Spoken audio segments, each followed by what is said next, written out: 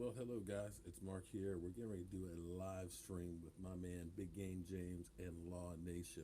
So they're getting set up as we speak right now as we sit 44 days, 32 minutes, and 15 seconds away from kickoff. And just think that the day after tomorrow, our Dallas Cowboys, okay, we are simulcasting. We're going to be, is the sound on? Oh, damn. Yes, we got Okay. Stopped. It was down Stopped. Okay, sorry guys. Let me go right here. Let me do one more thing. I apologize, guys. I really do, man. You did. Said it. We're getting ready to do a simulcast with Cowboys Experience with Law Nation and my man Big Game James. Hopefully you guys can hear me now. I forgot to turn Here it is right now. About to go Public live. to Cowboys Experience. My bad, G. It's going straight to Cowboys Experience page opposed to mine. I forgot to click on this setting. So now when you do it, it's going to go straight to their page, okay? Yeah, you should. Can you cross post to other pages too, or it's not letting you do that? Well, he gave me the editors right now, so That's yeah. setting it. See that I think is where you would need to still do it manually. Cross post, but I don't know. So Did you restart the countdown? I'll do it now. Okay, good. So it's All right, going to go straight to their page now. All right, here we go. 2 minutes and 55 seconds. Here we go.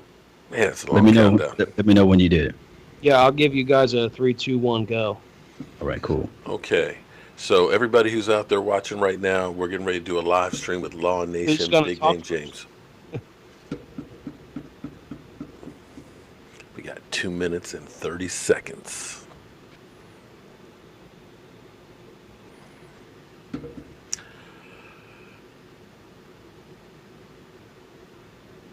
So if I say something, will they hear it out on Cowboys Experience yet? I'm gonna go ahead and share it to Silver and Blue and all my other pages. Can I say how about them Cowboys? How about them Cowboys? That's right. And All right, Eagles so suck.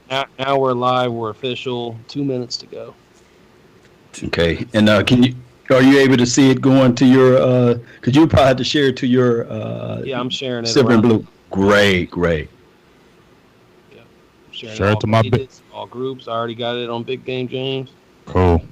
Good. Here we go. I guess you don't have Joe Boo Sports Report then either, do you? And No, I'm gonna I share don't it to. I don't have access to that. Yeah, I'll have to get access to you on those. Now we cooking, baby. We cooking. All right, let's go. Let's bang this out. Okay. Minute and a half. Good. Sounded good.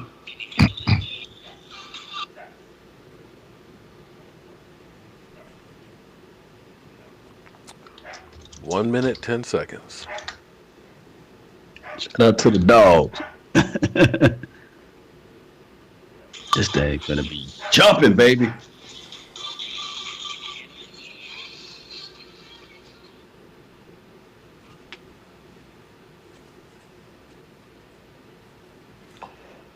$50 seconds of counting. Like I said, who's going to start it off? Did you guys decide on that? Yeah, I'm gonna start it off. You don't let James start this thing. Yeah, I got it. Man. I got this.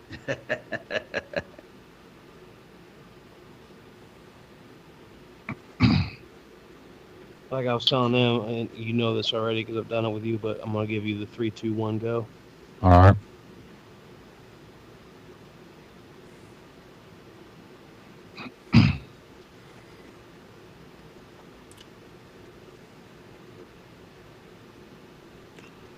Oh, And obviously you'll see when your face pops up there too.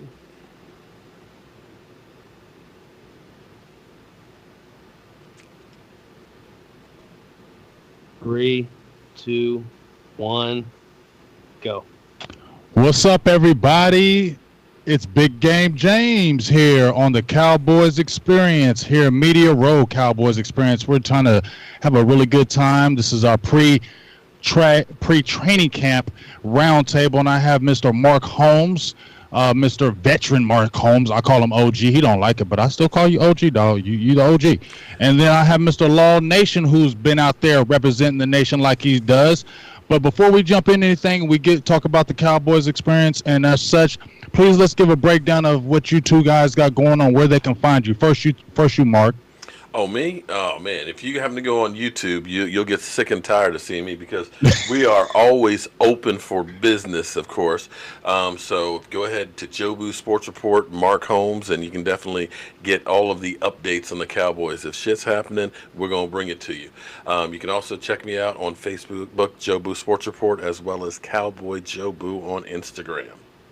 All right, and Mr. Law Nation, my brother like no other, as you say. How you doing, Mr. Law? Tell me where they can find you. Man, I'm doing fine like wine, man. Guys, all you got to do is type in lawnation.tube, and you will find all of my channels on that particular website. It's a algorithm that I got with Google that it will immediately push you to my content. I really appreciate you guys. Thank you guys so much. That's lawnation.tube. All right, and we appreciate everybody. And once again, this is the Cowboys Experience. So now it's time to also go like the Cowboys Experience Facebook page and our YouTube page, as well as others. We got lots of contests, giveaways planned for the rest of this month and in August. And if you want to win an autographed merchandise, meet and greet tickets, tailgates, tickets, and even more weekend packages, you must go on our Facebook page and YouTube to win. So please like and subscribe to Cowboys Experience so you can be included in these great prizes that we have, great games, giveaways, and things of that nature. And also, now is the time to purchase your weekend packages for the Cowboys Experience because we are planning to have a great season, which means the prices will most likely increase if that happens because of the demand. So make sure you get it early and not late because you get it now, it's going to be cheaper for you. So check the Cowboys Experience, go like the page, follow the page, and get into these great plans that we're talking about and packages that you can get on. All right? Yes, indeed. Without further ado, let's jump right in it. Training camp is right ahead of us. Mall Nation, you are going to be leaving on the 27th. Jabu, you're going to be out here. I'm going to be out there in California, so we're both going to be out there. So we're excited about that. So let's jump on with the news early. I know we got camp coming up, but a big news happened today. Allen Hurns, receiver with the Dallas Cowboys, was cut. Say $5 million for the cap for the Dallas Cowboys. They have $24 million available. What's your thoughts on the Allen Hurns cut, and what do you think it means going down the road heading into camp? Who you want to pick up that ball? I'm gonna ask you, Law, since you jump right in. Look, this means a lot, man. A lot of times people look at Allen Hurns as a veteran wide receiver, but other people looking at it like, hey, that's $5 million saved. And look at the opportunities. We talked about off camera about how Dak Prescott got his role in his offense, right? It took a plethora of injuries to occur. So this is what happened in Cowboy Nation. Mm-hmm. People are looking at Dak Prescott's story, and they said, I got a chance now. The Guytons of the world, the John Vaya Johnson. I know you've been looking at their tape, the Reggie Davises of the world, and also Devin Smith. They looking at this as an opportunity to say to themselves, all we need is this chance to shine. Look, training camp is right around the corner. That's what makes people better in these sorts of things against the real live competition when the pads come on. So now that Allen Hurns is out of the picture, and I heard that they tried to give him an opportunity to say, hey, would you be willing to take less money? But Allen Hurns said to himself, no, I'd rather test the market. So we will see how all that unfolds. But in my opinion, it's good for these other guys, these younger guys, these fresher guys. They're going to say to themselves, I'm willing to make a name for myself. I want to make this team. So now it's me to do a barbecue. I feel you. What about you, Mr. Mark? Well, here's the thing about it, okay? And as we were talking before this all started, people don't seem to realize that this team has actually been rebuilt after 2015. 2015, we'll go back and look at this and say, you really got 3 first-rounders if you want to go ahead and revisit that draft, getting Zeke, Dak, and Jalen Smith. And with that, you've got a young group of guys that are hungry. And in the end, you start looking at Alan Hurns. He got hurt. You hate to see him after losing his leg and still holding on to the football. You want to root for him. I love the guy and everything else. Because I'll be honest with you. If that happened to me, that ball would have been flying up in the air and I would be screaming like a biatch, okay? But that showed you how much, that guy is concentrated on football and playing football. But make no mistake about it, you can only keep so many players, and this is the first surprise, or maybe it wasn't a surprise to some people, but you're going to see a lot of other players that are veterans that are going to be cut, because the bottom line is this. If I get rid of this guy and save me $5 million, am I going to have that much of a drop-off with the next man up? And that's the games you have to play, because you got to look at our triplets between Dak, Zeke, and Amari. You've got to have them, because we have gone without a quarterback, we have gone without Zeke, and we have gone without Amari, and we have not busted a grape without the three of them together. But with the three of them together, they went 7-1 the last 8 games. So that's your core. And let's be honest, at best, he was going to be 4th wide receiver, maybe even 5th. Well, I think that's, to me, I'm not surprised.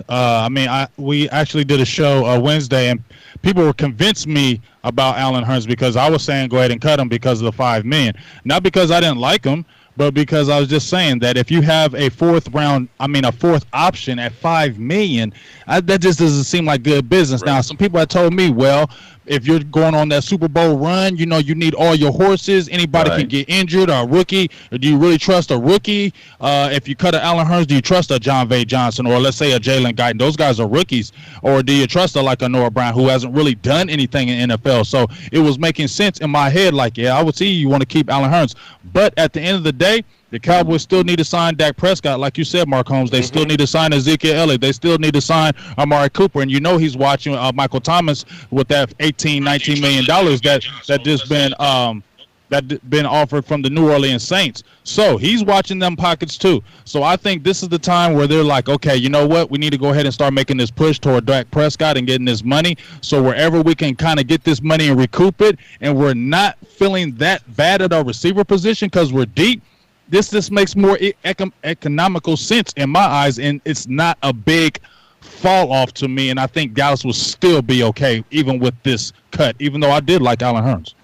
Yes, indeed. The stream is offline right now, so I think we are speaking amongst ourselves. But I think that G can try to get it back going on his end there, because he said his internet streaming is a little low as far as quality. So hopefully we can get this thing back going, or figure out how we can work out this internet, guys. We're not live right now.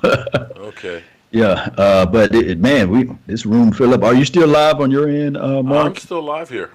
Yeah. All right. I got this impromptu live stream. Shout out to Bradley, Kevin, Carlos, Robbie, Derek Young, Cowboys 909, Jeremy, everybody. We're actually working with Cowboys Experience. You should be able to get that stream back up on. And this is the first one of these that we're doing together, so we're still getting out the bugs. I'm just happy to say that you guys are still live. I'm pretty sure you should still be up on Facebook.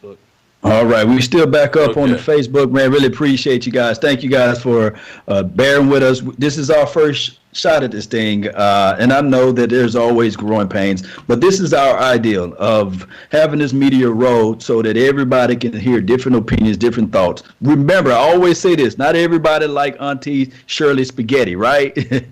There's some people that make good spaghetti and there's some that don't. Some people love the different flavors. So I believe deep down in my heart, Big Game James bringing a different view, and you as well, Mark Holmes and Jobu, you guys bring different views. But we are all here together, and I really appreciate all of us working together to build this thing, what we call Cowboy Nations.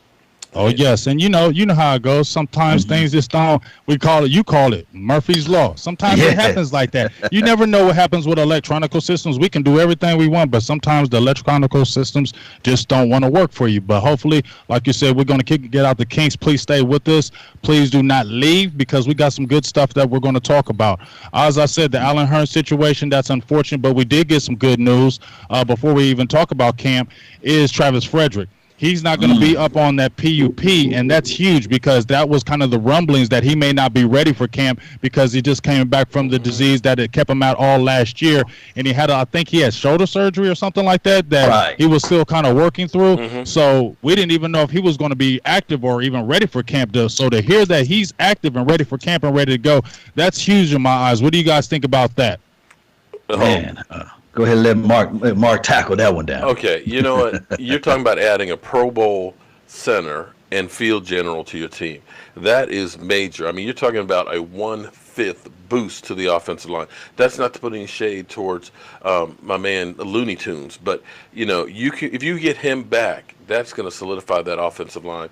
I'm excited as can be because if that offensive line is 10%, let's just say 10% better, think about the holes that are going to be opening up for Zeke Elliott. And if those holes are opening up for Zeke Elliott, think about having that safety in the box. And if that safety's in the box, think about the play action going to Randall Cobb, to Michael Gallup, or Amari Cooper. It will open up everything else. So I am excited as can be about that. Yes, what about indeed. you, Big Law? Hey, I look at the center position as the second hardest position to learn in the National Football League, and we didn't have that guy last year. I can also argue the fact that if we had Travis Frederick last year, we probably performed a little bit better against the LA Rams. So, and if you guys don't believe what I'm saying, look up center position. And for those who play football, you guys know that the center got so much responsibility out there. He got to lift that head up. He got to know where the blitz is coming from. He got to slide protect. He got to make sure that those gaps are not compromised. And then on top of that, he touches the ball 100% of the time. I didn't say 99. I didn't say 97%. I said 100%. So this guy, by adding him back into the mix, don't you know that Ezekiel Elliott got a bigger smile on his face? Don't you know that Dak Prescott is grinning more? Because now you get more, if you get a fraction of a second. Football is a game of inches, and I'm telling you guys right now, trench warfare. We talked about the core all last year, right, Big Game James? Yes, we did. Remember, we talked about the core. We talked about the core. We talked about that core. It was more on the offensive side, but now we back rolling over to the defensive side with the Tristan Hills and those boys. Man, it's going to be crunk, Cowboy Nation. I don't know about you all right now, but you guys need to go in and reach into the bottom parts of your pockets. Buy some Cowboys Experience tickets right now because I want you guys to be crunk, live, lit, and ready because we're going to be there day one, game one. And I would love to see y'all beautiful faces out there knowing that we finna take over this thing called the Dallas Cowboys. We finna snatch everybody's souls away from them and put that W down on the Giants. That defensive front four and that offensive front five, boy, it's going to be nasty. It's going to be nasty, but as again, it's still got to come. The coaches got to get us over the hump. I'm not trying to hate on it because you know what? I'm being pro Garrett this year. You being pro Garrett? I'm being pro Garrett this year. I'm not got nothing to say. Hallelujah. I'm not singing nothing but his praises right now. Hallelujah in your name. I'm singing nothing but your praises. But my thing is with Travis Frederick, I'm super excited for him to come back.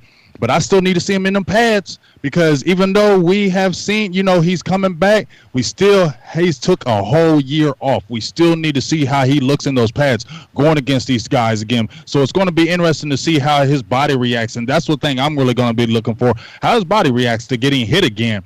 Going through those physical motions of every day in camp. That's what I'm going to be keeping my eye on with Travis Frederick because I'm wondering how hard they're going to let him go, knowing that they have a Joe Looney behind him that can, kind of sub him. And I wonder how much are they really going to put him in the fire in training camp. So that's going to be something that we're interested in. I'm going to be able to see at camp as well as you, Law. So that's something I'm going to keep my eye on. Now, yeah, go ahead and rub it in.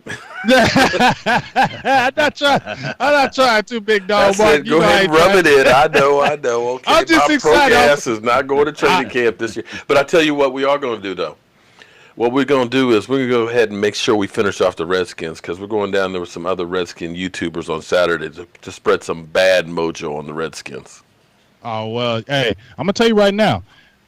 I'm not saying that offense is going to be good, but I think their defense is going to be good. So I think that's going to be a good test for us week 2, especially with our offense, because that defense is going to give us some problems. They got a really good defensive line, and they just added Montez Sweat, I believe, to the fold, and that defensive line was already pretty good. So that's going to be a true test for Dallas, and I'm excited to see how our offense kind of reacts to it. You know what I mean? Then we'll be able to see what the Kellen Moore experiment is going to really look like when you're playing some good defenses early on.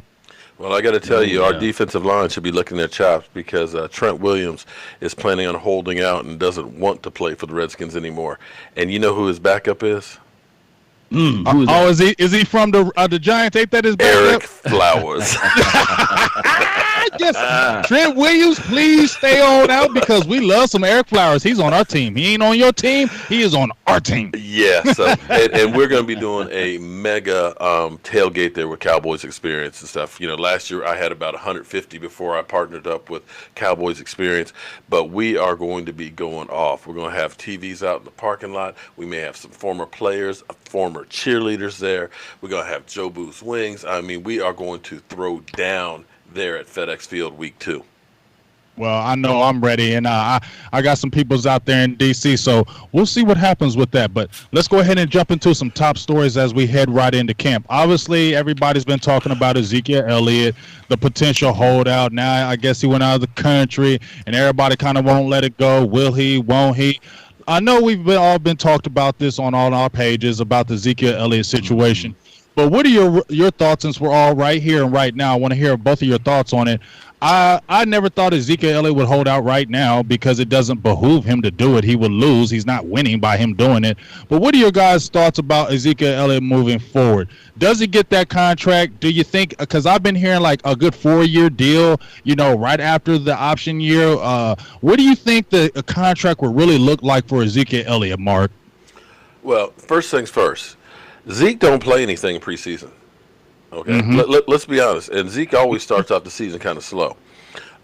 He's got that. If he's not reported by August 6th, he loses that accrued year, which means then Cowboys basically get a 6-year option on him. So it doesn't behoove him to actually hold out. He doesn't really have any leverage. Maybe he'll take an extra day or two off. I'm not so worried about that. But the Cowboys will go ahead and lock him in. But for me, people are like, make him play on this year, make him play on next year. For me, you look at it and say this. His contract is basically averaged about $6 million a year. I know people will say, well, he's only getting 3 point something. No, part of his money was the signing bonus and the guaranteed money that he got early. But it averages out to about 6. You look at Todd Gurley, I believe he's, 14? What you do is, because the thing with running backs are, if you go through the over the cap and you look at all the running backs, you see very few of them over 30. In fact, you don't see very many of them over 28. So saying we're going to go ahead and do a 4-year deal after these 2 years are up, you're putting them too far down the road. Right. So what you do is now say, you know what, we're going to give you a raise for this year, next year, and we're going to put 2 more years on the contract, okay? Because you're already paying them $9 million next year for the option year, right? You put $5 million on that deal right there. Okay, that's chump change. Okay, same thing here. You put on about another $6 million for this year. That gets them in line with Todd Gurley and add 2 years onto it, and you can put it in there so that way, like you did with D-Law, that you got an out after 3 years. Because when you look at D-Law's, his contract's $105 million, right? But it's really not. Right. All they really did was they added $42 million onto the franchise tag because they can get away with that with no pain in 3 years. So it's really a $60 million a year, but you're already paying him 20 this year. And so that's the way you got to look at this thing. And you can structure it where, you can end up making this a small hit for this year, still sign Dak, still sign Amari. And it's not a matter of the Cowboys not going to sign these guys. The Cowboys are going to work out these deals to be team friendly as possible and give the player, that recognition of being the highest paid one. Because like I said, D-Law feels good. I got a $105 million contract. No, you really got a $65 million contract. I feel you. What about you, Law? Well, I look at it like this: continuity and rapport is everything. My thing is, I don't think I will see like the dogs. We hear the dogs barking. I don't think that let the dogs out.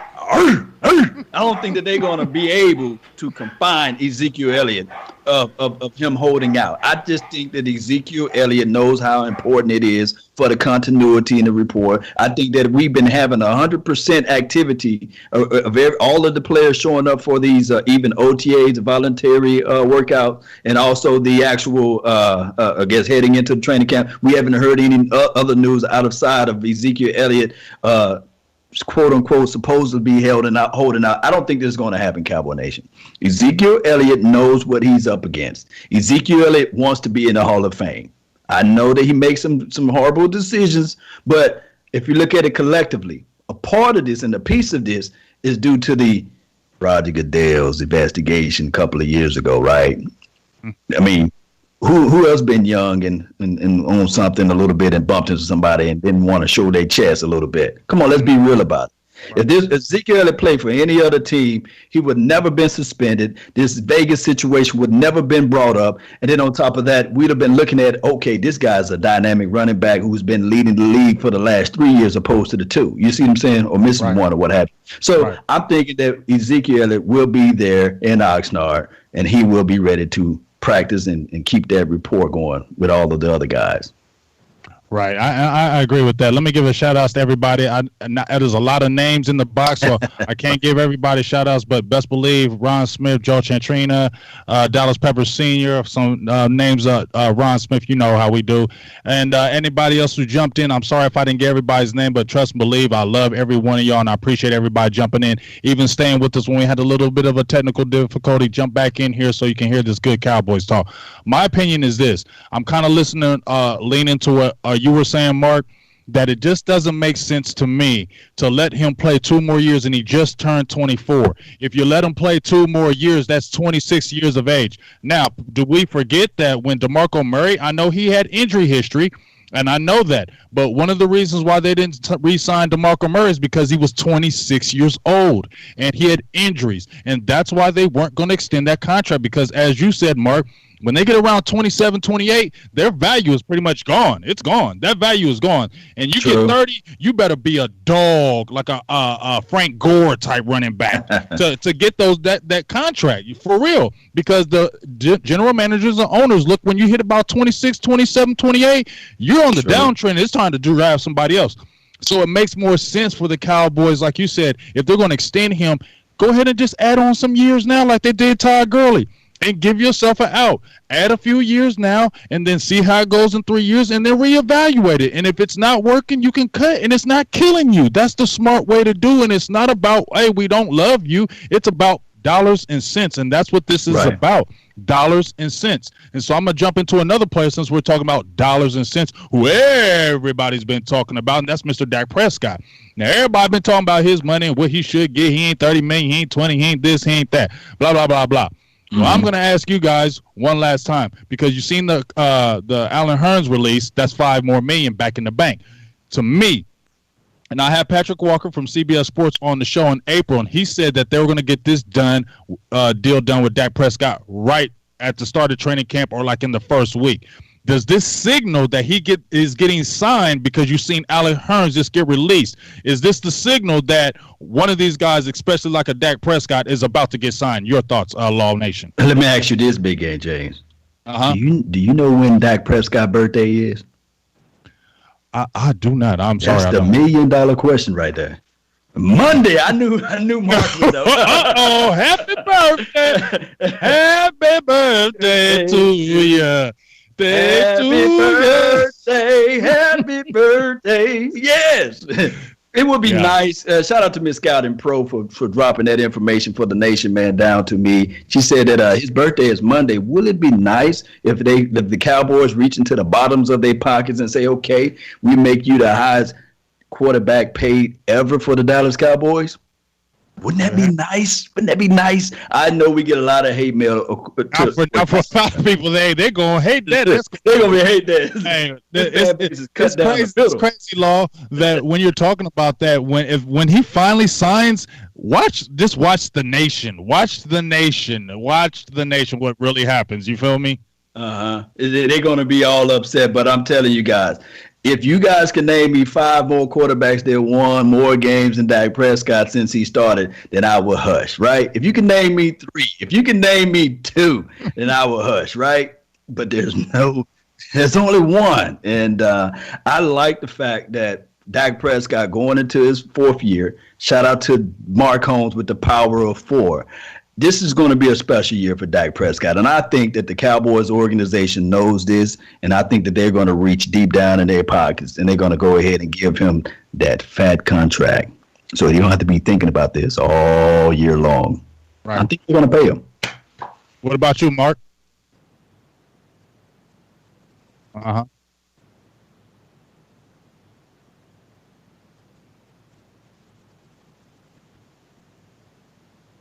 Mm-hmm. Right. Mhm.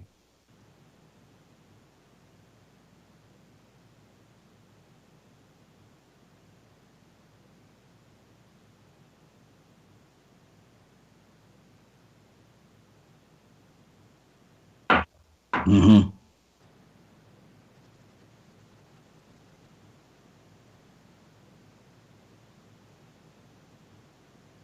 And losing your uh, Mm-hmm. Des Bryant and not having anybody, that changed everything. And then your offensive line was in flux. But you could see once you had that Right. offensive line playing a little bit better, with better coaching, and then when you ended up having, Amari Cooper, all of a sudden his numbers were going great. And what drives me crazy is technically they're right. Mm-hmm. Technically they're right. My people are. Can you guys hear me? Yeah, we can hear you. Okay. You sounding good over here. No sound. Okay, my fans are saying they got no sound from me. Okay, well, they're gonna. Oh, good to go. Okay. Once they got that together, if you take Dak Prescott's numbers the second half of the season versus the first half, you're talking about 200 yards a game the first half of the season. You're talking about 260 averaging the second half, and you could see where it was getting better and better and better. That 7-1 was real those last 8 games, and Right. that's where you have to look at it. If you take that and just multiplied it out, all of a sudden you've got over a 4,000 yard season. And when you look at, say, Big Ben, because this is what's crazy, because people are like, oh man, Oh, well, don't hurt him with the facts. no. But here's the thing: facts, man. Big Bring Ben, it. no, but Big Ben threw the ball 180 times more than Dak Prescott. 189 times more. That is 12 times more. 11 times more per game. Okay, and so when you look at yards per completion, Dak was only 0.2 of a yard less than Big Ben. And look at the people that he was throwing to. And this is the thing that people won't get you. They'll tell you that Matty Ice is so much better. Well, he's throwing to Julio Jones, Mohamed Sanu, and Calvin Ridley. Mm-hmm. If you put the guys we had with Matty Ice, how do you think he would have done last year? Exactly. I mean, Okay. let's put Deontay Thompson and Noah Brown and those guys, and let's see if you throw for 4,500 yards. Okay, now you're not going to. If you look at Russell Wilson, Before you expound Okay. on that point, Mark, can you hurt the Eagles fans right quick with the facts? What you told us off camera? Oh, man, about the you know Carr what, brother? but Oh man, I it want to doesn't hear matter. this again No, live. Bring it up. Bring it up. I want to hear it live. I just wanna actually, hear it. they're still in denial because their quarterback was 96 yesterday in the top 100 because they thought for sure he was going to be in the top 10. Mm-hmm. Okay, and I know they won't put Dak Prescott in it. I get that, but here's the thing: had he not gotten hurt, they would not have made the playoffs last year. They were 5-6 with Carson Wentz leading the team, and the 5 wins, 2 against the Giants, and who didn't beat them because they were the slump buster, right? Mm-hmm. The Redskins. I think it took a kick for them to win Right, one right. of those Giants games. But go ahead. I'm sorry. The Redskins, the Jaguars, and they beat the Colts in the first half of the season when they were 2-6, and they even gave up 45 points to the Jets. Okay, that's the 5 wins that Carson Wentz had, and they don't seem to understand that they lost to the Cowboys twice. But yet they'll go ahead and tell you that, oh, well, our secondary was banged up. Well, our offensive line, Tyron Smith and Lyle Collins were the only 2 starters, and Tyron was just coming back from injury. So don't give me that crap. And we didn't have Zeke in 2017 when we played just the first time. but they don't count that, though. Wow. Yeah, They'll tell you, oh, well, Carson Wentz had a bad back going into that game. It's like, come on, man. You know what? It's like, come on, man. So, y'all making excuses and things. Because you know what? Here's the thing. I'm a grown-ass man. And win, lose, or draw, I'm going to tell it like it is, and I'm going to be here every day. If my team stunk, I'm going to tell you my team stunk. And if they did good, I'm going to tell you they did good. But, these Eagle fans, they go come up with all kinds of excuses. We're Super Bowl champion. Okay, fine. You finally got one. Now shut the hell up. Win another one. Okay? But with Dak, here's the thing with quarterbacks. If you look at Russell Wilson's numbers every year, his first 3 years were, about the same as Dak, but lower.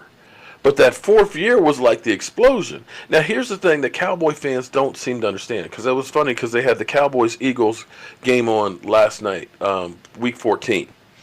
And I remember it being going into overtime, and the time of possession, the Dallas Cowboys had the ball for 40 minutes versus 20 minutes. which is, 2-1. That's freaking incredible.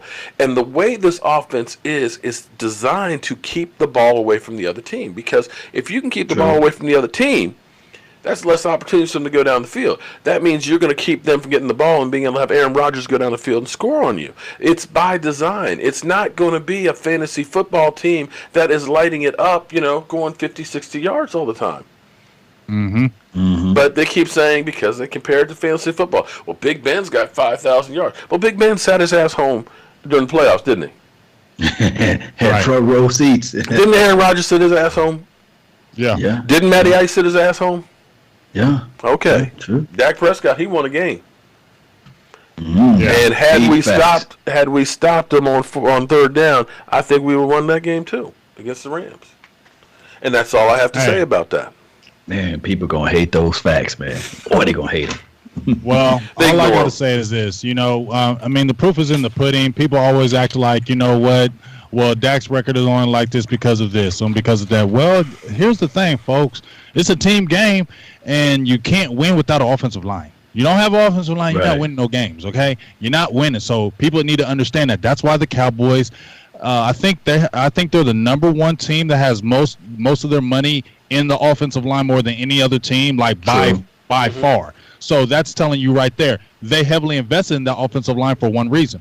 We want to control the clock, and we want to protect our quarterback, and that's why they did it. So you can see where they started from.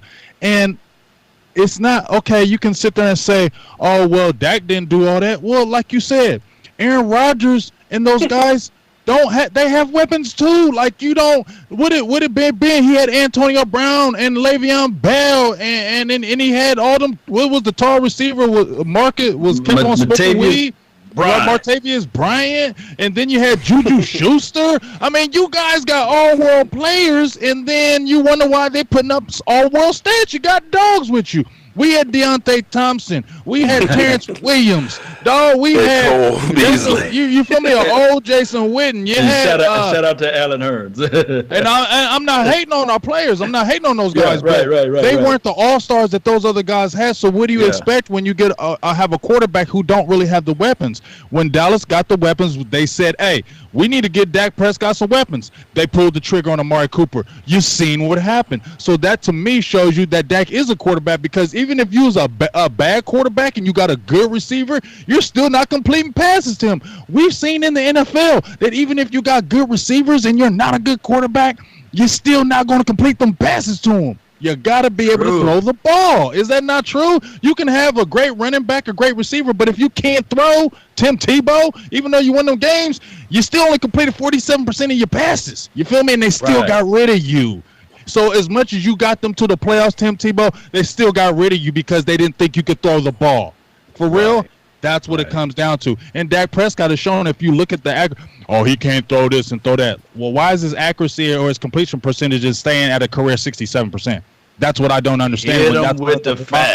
When that's one of the barometers of a quarterback. That's what you want. And when you're talking about the league average at which your yards per average or per completion, Dak has been at like 7, and that's where most of the quarterbacks are at. 7, and the high ones are 8 when you got Mahomes throwing 50 touchdowns. Yep. But everybody ain't doing that.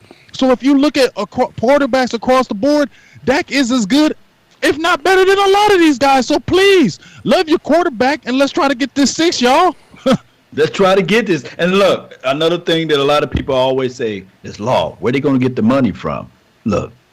Man. Jerry Jones been talking about this collective bargain agreement. He's already pushing for 18 weeks, right? Right. Now, it just came out with a poll, I think day before yesterday, that Jerry Jones have the richest organization in all of sports, right? Oh, yeah. Mm-hmm.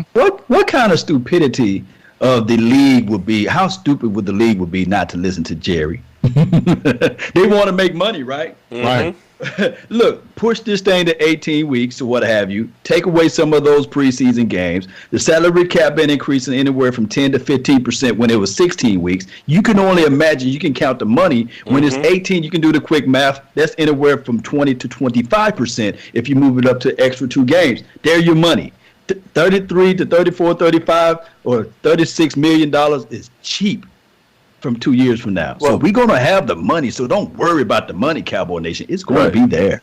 Well, here's the thing that you really want to look at, though, is if the Cowboys are smart, they want to do the Tyron Smith type of a deal, where you're stretching out as long as possible. Because here's the thing. Right now, you look at Kirk Cousins' contract and say, you know what, that ain't so bad. You look at the Jimmy Garoppolo deal. You look at, Andrew Luck's. And those were just a couple of years ago. And so what you're going to see happen is you're going to, like you said, the cap is going to blow up. And not only just because if they do get that 18-game schedule, I think that's not going to happen. I think that's the blow that the NFL is trying to reach for, and but what they're really trying to get is some stuff down here. But if you start thinking about the casino money and the gambling money that's going to be coming in, you're going to be looking at somebody who's in the internet who's going to end up being one of those players then that's going to be getting, say, the Thursday night packages as well. So you're going to see this cap just blow the hell up after this collective bargaining agreement. And if you go ahead, and this is where people say, I am crazy, but I said, if you sign Dak to a $175 million contract over 6 years, and like you did with DeMarcus Lawrence, where you got it out in 3 or 4 years, 2 years from now, that's going to be chump change. Right. You know what I'm saying? Because you got Pat Mahomes that's going to need to get paid. You got Jared Goff that's out there to get paid. You've got, some of the veterans out there that are going to get paid. It ain't nobody going below 30 anymore.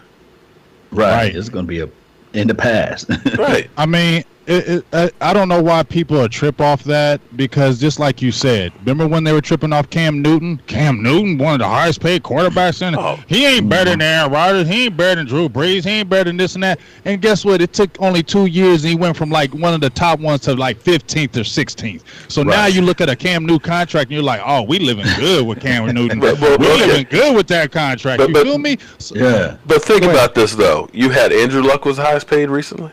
You had Jimmy Garoppolo. You had Kirk Cousins.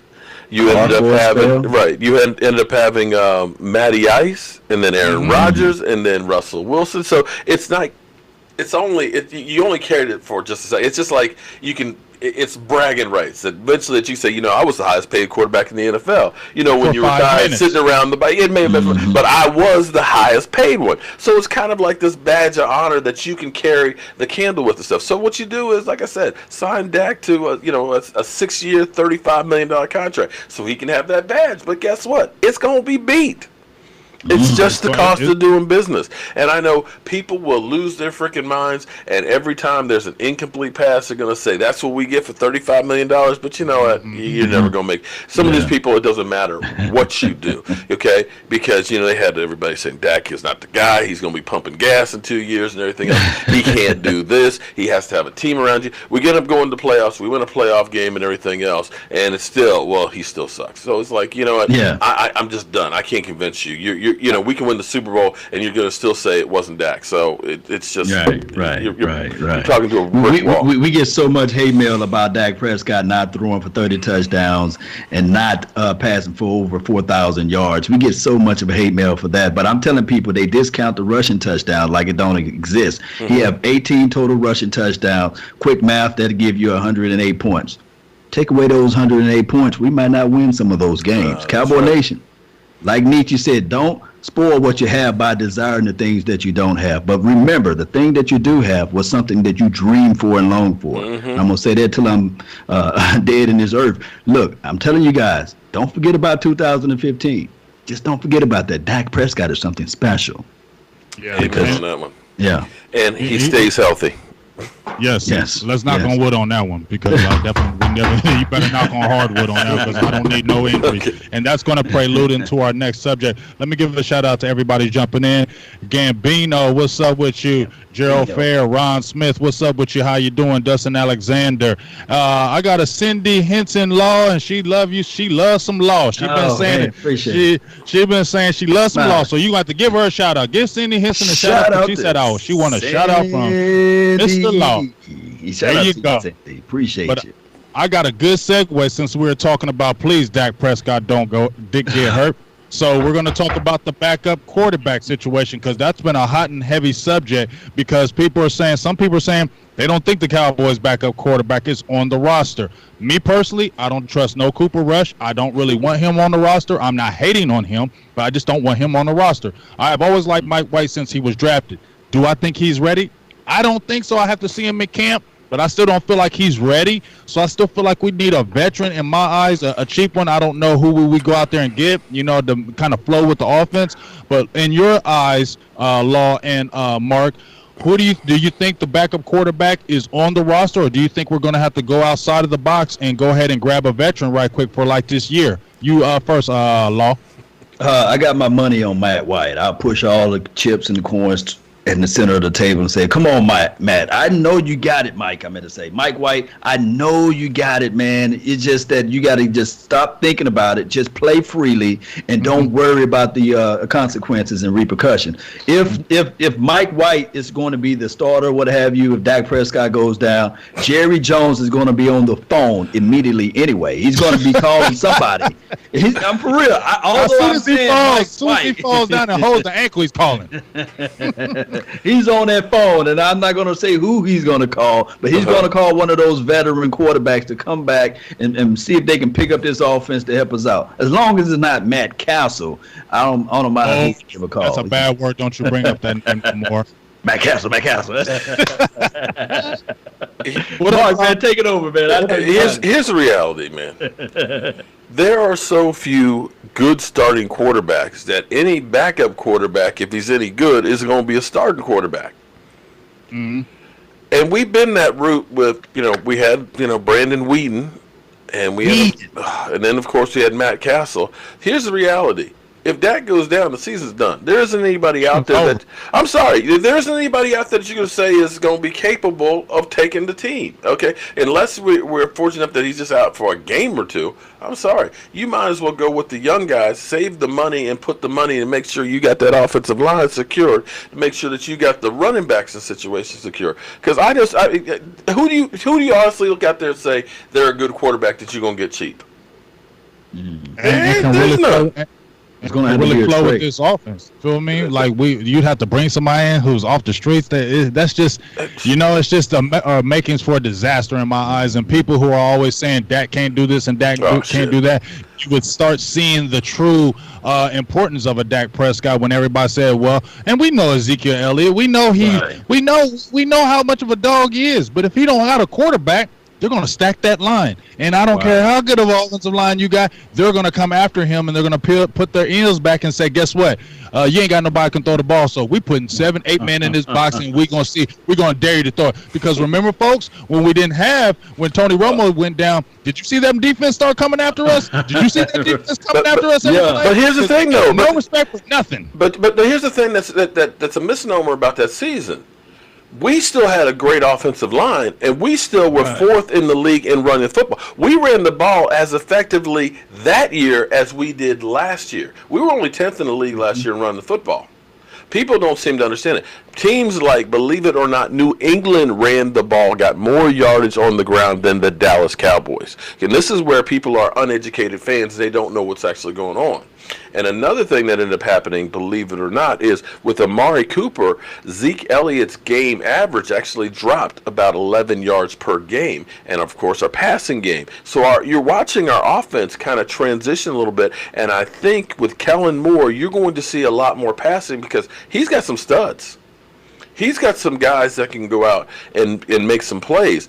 And if he is wise enough to be able to do different things from different sets where you don't know if it's going to be a pass or a run, and you've got, let's say it's, I always say 12, every time I say 12 formation, everybody jumps on my back. But here's the thing. You could set up with two tight ends and have Randall Cobb and Amari Cooper on there. And if the safety's in the box, you can have those guys go deep and have your tight ends doing crossing routes and turn it into a pass play. If they don't put the safety in the box, then you got two extra blockers in that offensive line, and you're just going to bullnose it right down the field. So it gives you a lot more things that you can do now that you got those people. You follow me?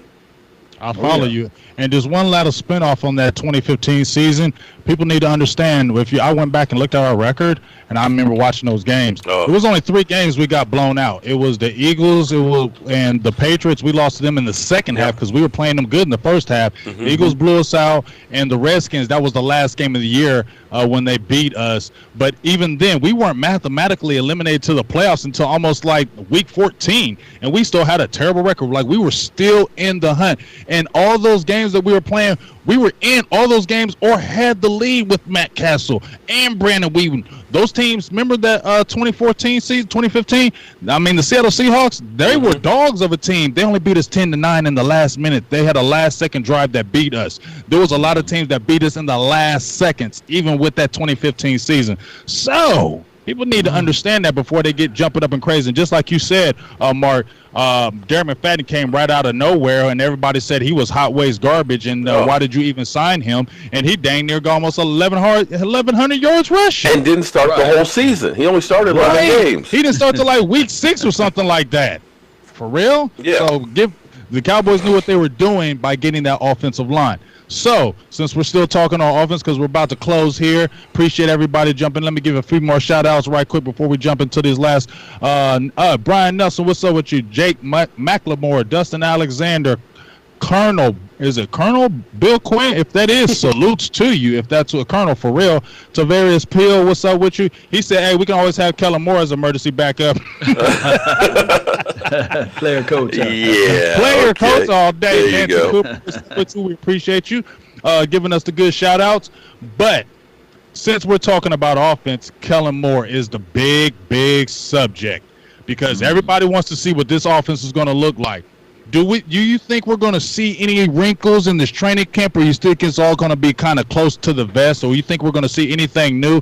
Because the thing that Kellen Moore has been saying that we're not really going to change up a lot of things, but we're just going to have a lot of different formations and not make it look predictable. When we come to the line of scrimmage, we don't want you knowing what we're doing. So we're going to have a lot of formations, a lot of motion, things of that nature. You're going to probably see, I would love to see a Tony Pollard and Ezekiel Elliott in the backfield. I'd like to see a Tony Pollard spread out, and then you got Ezekiel Elliott in the backfield and maybe another running back or whoever you're trying to do. I want to see just some things where we don't look predictable. What do you think about Kellen Moore going forward? Do you really think, and I know we haven't seen anything, okay? I'm not asking that. But do you have a good feeling going into this season about Kellen Moore and the future of this offense? I'm going to go with you, Mark. All right. I'm not going to be privileged enough to go to training camp this year, okay? But I need you guys to make sure you don't do one thing, okay? Don't get too much live feed out there of what's going on, because you know they're going to be watching everything because they're trying to get a book out on Kellen Moore, okay? And just the fact that he is not Scott Linehan, where we have been basically doing the same thing since 2014 and 2015, that is an unknown in a quantity that's going to be good. The fact that I heard that we ended up having 4 wideouts in the red zone, for me, all of a sudden makes you think, oh, my God, we're going to try something different.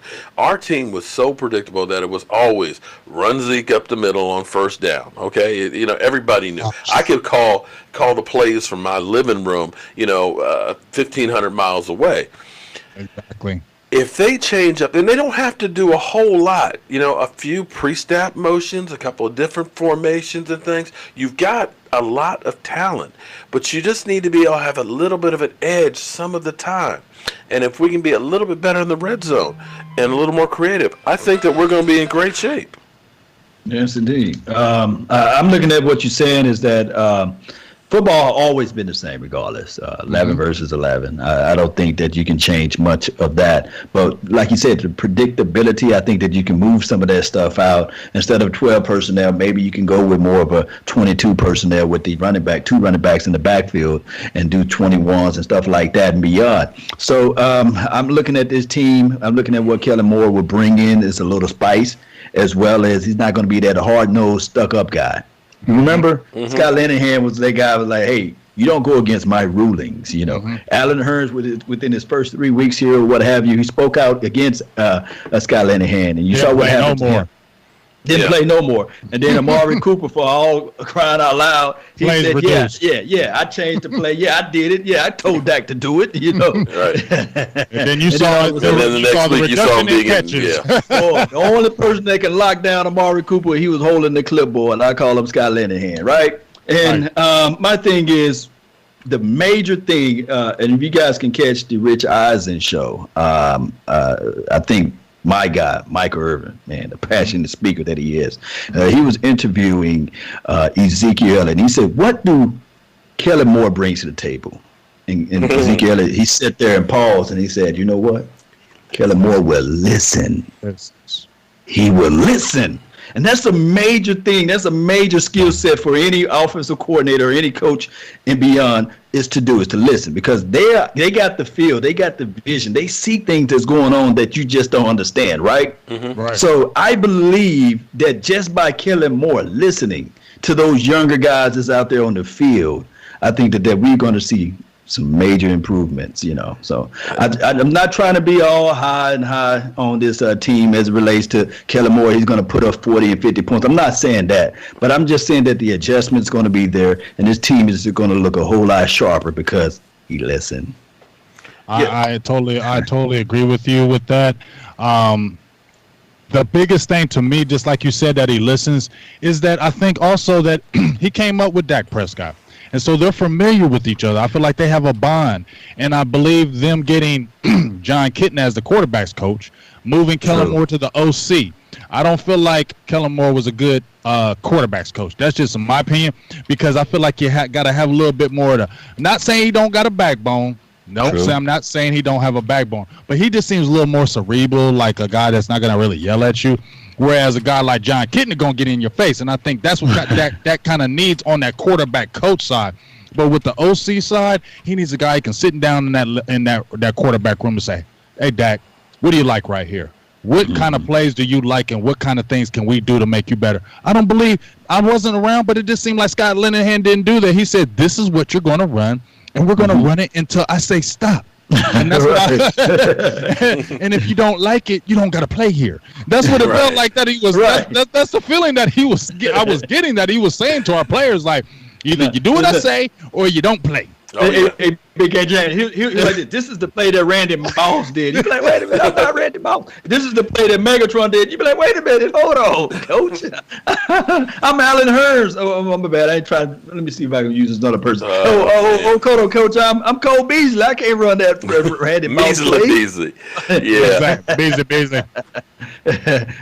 So, yeah, you're right, Big Game James, man. That doggone Scott Linehan, man. And trust me, I've been saying it since day one. He's not the worst coach in the land, but he just don't, listen to his players, basically. And that's what you have to have to me as any kind of leader.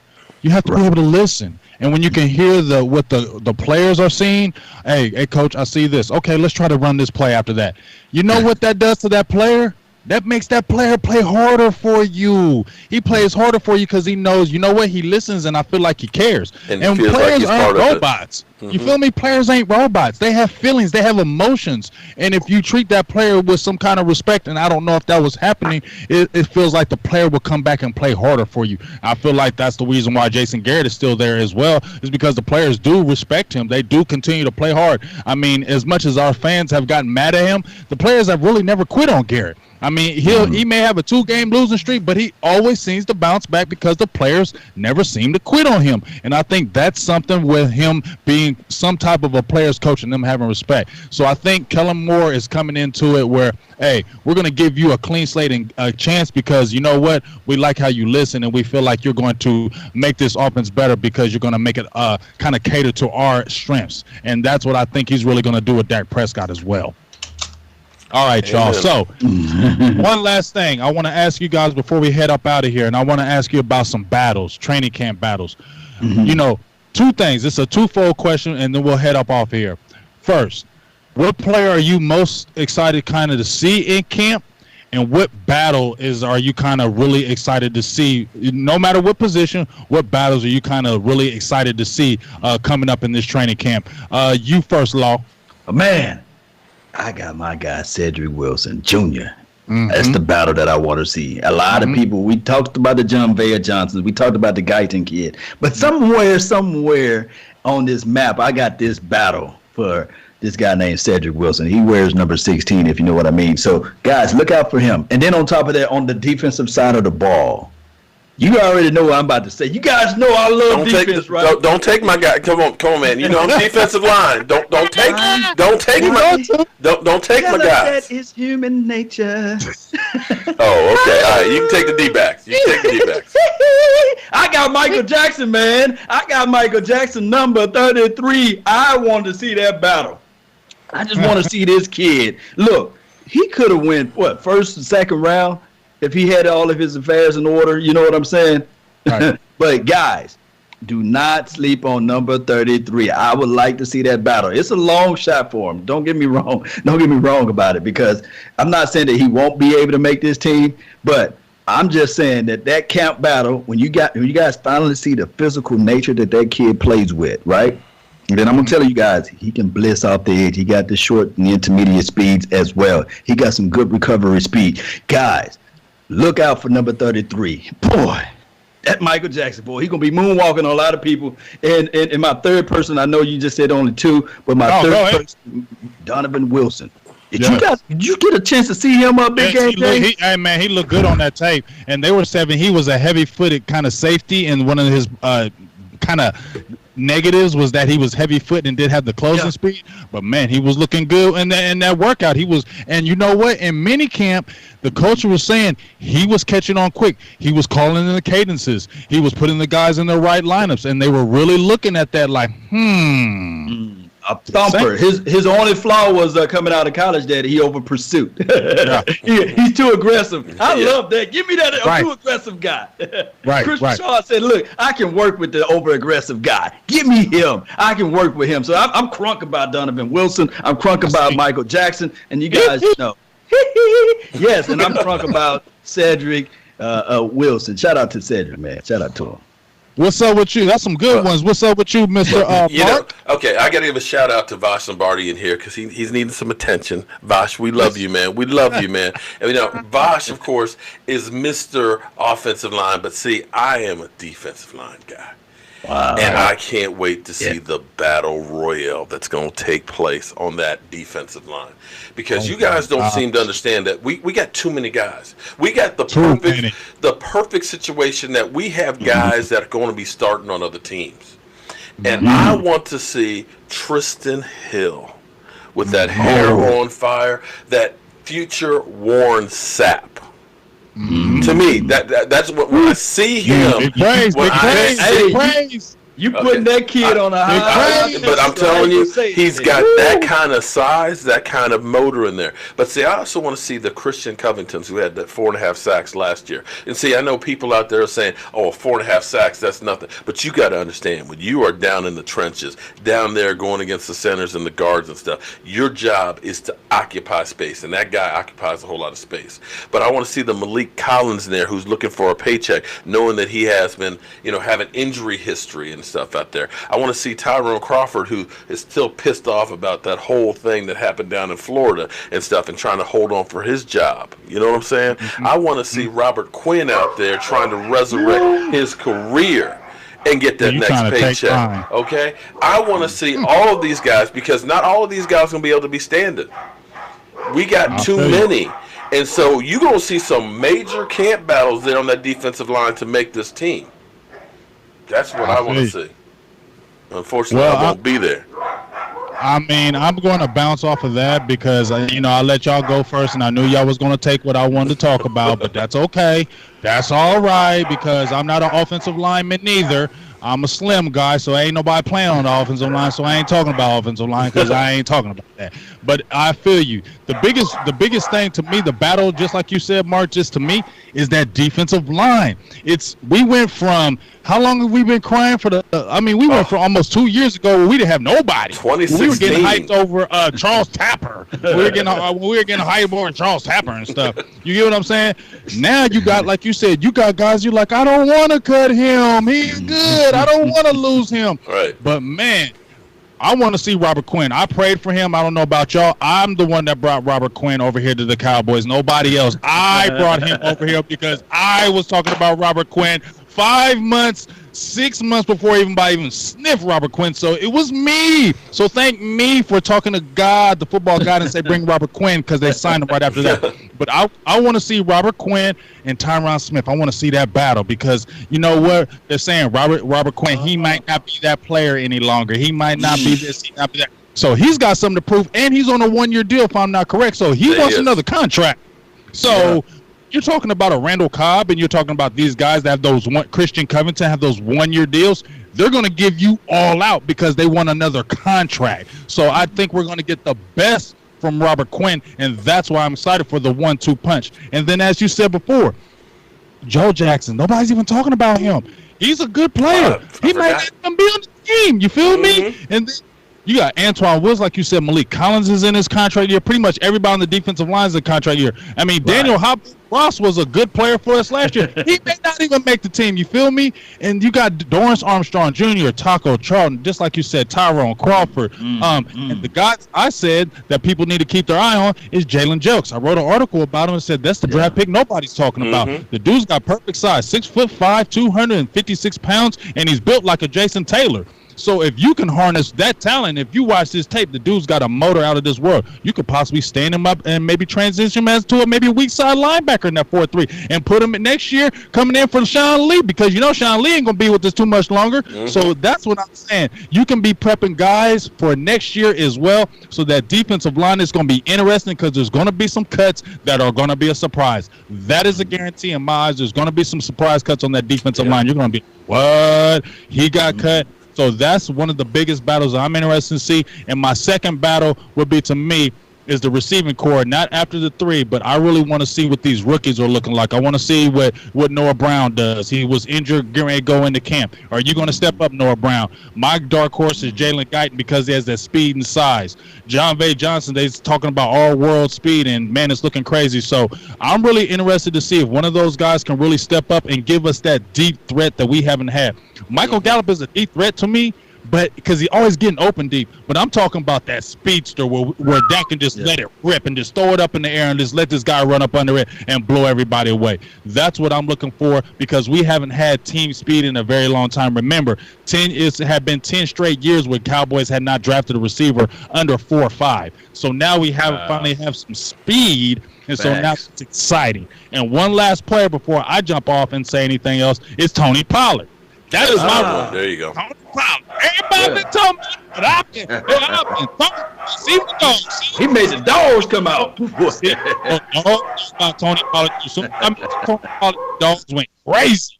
So that dogs crazy. Tony Pollard is going to do some daggone things this year. Because think about it, folks. We can slide him at receiver. We can put him at the backfield. He can kick. He can play so many things. Last big thing, that was Kellen Moore's pet cat. That was Kellen Moore's pick. They asked me for Kellen Moore got on the phone with Tony Pollard. So I believe that was Kellen Moore. So I believe since it was a Kellen Moore pick, we're going to see a whole lot of Tony Pollard this year. And Lord, just keep him healthy. If he's healthy, he is going to be something special, I believe, with the Dallas Cowboys. That's just my opinion on Pollard. There you go. Sounds like I need to let the dogs out. Into some wolves over here, baby. Yeah. Yes. Hey, without that further ado, make sure, and like I said, we're about to sign off here, but please, Media Row, this is not going to be the first and only show that we're going to do. We're going to be doing this more. Like I said, this was kind of a little test run we did on the Cowboys Experience, so please, if there was any glitches or anything that was going on with the show, please forgive us. We're in trial run, but we're going to make this hot and get it rolling. So continue to support Silver and Blue Nation, Cowboys Experience, Law Nation, Mark Holmes. Continue to support and go out and just support it, because without y'all, we can't do this. So before we get off, I want to give you guys another opportunity to give your background and where they can find you, and then from there, we'll get ready for training camp. You first, Mark, since you're right next to me. I have his microphone muted on accident. I don't know how to get it off. Okay, well, I'm going to go to you, Law. Where can they find you? Guys, I got a Facebook page, LAWS Nation. Follow me there, as well as YouTube, Instagram, and Twitter, and Twitch, and Periscope, and MySpace, and Black Planet at Laws Nation. Find me, guys. I'm telling you, I'm there. I'm putting on all YouTubes. I got 2 channels. Just follow me, man. Just hit me up and on my Instagram. Yeah, Mark, see if you can unmute yourself, man, because they need to hear you. I know where they can find you and follow you. Can you guys hear me now? See if you can unmute yourself. Yeah, I should be unmuted now. Okay. I was turning it down with the dogs going off. That Law Nation does have 37 pages. I am a witness. Hey, iTunes. He got apps I never even heard of before. I'm like, what kind of app is that? And you on there too? My God, this man hustles like no other. Are you back? back. Can you hear me? I muted him when them dogs were barking, but I think he's got to do it. I think you got to unmute, Mark. Oh, damn. You muted? Oh, damn. Okay. There they go. They said, damn, I didn't. I was like, "What are you talking about?" I didn't mute myself. Now the dogs are kind of going crazy and stuff. Okay, I think that my wife is sending them down after me and all. But no, listen, I'm a diehard Dallas Cowboy fan. I have seen it all. I have seen every one of the Dallas Cowboys Super Bowl. So I was a fan before they ever won the Super Bowl. So anybody that says I'm a bandwagon fan, you can go ahead and read between the lines on this one. Okay, read between the lines. I live the Dallas Cowboys every single day from the time I wake up in the morning with Don't Sleep on the Dallas Cowboys to a fireside chat at the end of the night. So you can find me at Joe Boo Sports Report, Mark Holmes on YouTube. Or if you just go ahead and Google Cowboy Joe Boo, like from Major League, you'll find me on Google. So with that being said, I'm going to turn it back on over to you, Big Game James. All right. Well, we appreciate you, Mark. I appreciate you, Law, for both taking time out of your schedule to jump on here for us to do this. Like I said, we're going to do this more, and I'm excited to see what we're going to do beyond this. But please, if you're trying to get the Cowboys experience, because we've experienced it like no other. You saw Law on ESPN with Barry. And Barry, man, is second to none, man. What he does for everybody out here, the guy is love, and he showed nothing but love from me, producer G, Mark. I mean, me and Mark met. We actually had never talked before. We went down to the Cowboys Experience, that Philly game, and it was an experience like other, man. It was great, and we got to be right there and get all that atmosphere and goodness.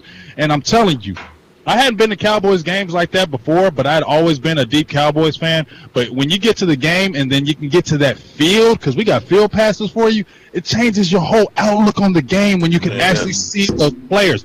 See, when you're watching TV, it's like it's good. But when you can see the interaction, when you're right behind the bench and you see Dak Prescott interacting with the receivers and the running backs, you see him coming off the field and talking to each other, it changes your mind and your thoughts and perceptions of what you think about the players, because then you actually see it. So if you want to get some of that goodness, please get in the Cowboys Experience inbox. Go like and subscribe to the page, because I'm telling you, it's an experience like no other. Can I get a witness on that, folks? Yes, amen. Hey, before you close it all together. Yes, sir. Man, I gotta say this, and he's part of the Cowboys Experience. He's the original, and you know what I'm talking about. Not one of these carbon copies. I'm talking about the original 88. Original 88. Hey, let's help this guy get into the Pro Football Hall of Fame. Because he got another chance. Yeah. He got a hell of a chance. So, guys, to do me a huge favor, for anybody that's watching this show and anybody that's on all our platforms, just tweet to the NFL Hall of Fame and say, this guy, the original 88, belongs there, and it's been past due. Guys, get him in there. Let's go, Cowboy Nation. Let's go. Yes, and we can do that. And and not just was he a great player, he's a great man. I mean, I've met him. He was like one of my idols growing up, and then when I finally met him, I can't lie, I was just sitting there like, that's Drew Pearson. I don't be getting geeked like, we're in media and stuff like that. But when you were watching him as a kid, and then I finally got to stand right next to him, I'm like, dude, I was watching you, loving you. Right. You know what I'm saying? Man, the dude is great. So please, let's vote and get him in, because he deserves it. Amen. Okay? All right. So without that further ado, Silver and Blue Nation, Big Game James, Law Nation, Mark Holmes, the Cowboys Experience, producer G Voltron. We love y'all. We're signing off. And until next week, we will see you soon. Salutes. All right, everybody. Thank you for joining in and being part of this chat and all that. We were with Cowboys Experience with Big Game James, Law Nation in the house and stuff, bringing you something special. And we're just getting ready to kick off the season. And just think, the day after tomorrow, the Dallas Cowboys head on to Oxnard. I got to get up on out of here. Thanks, everybody, for joining. Thank you for the Super Chats, and I'll see you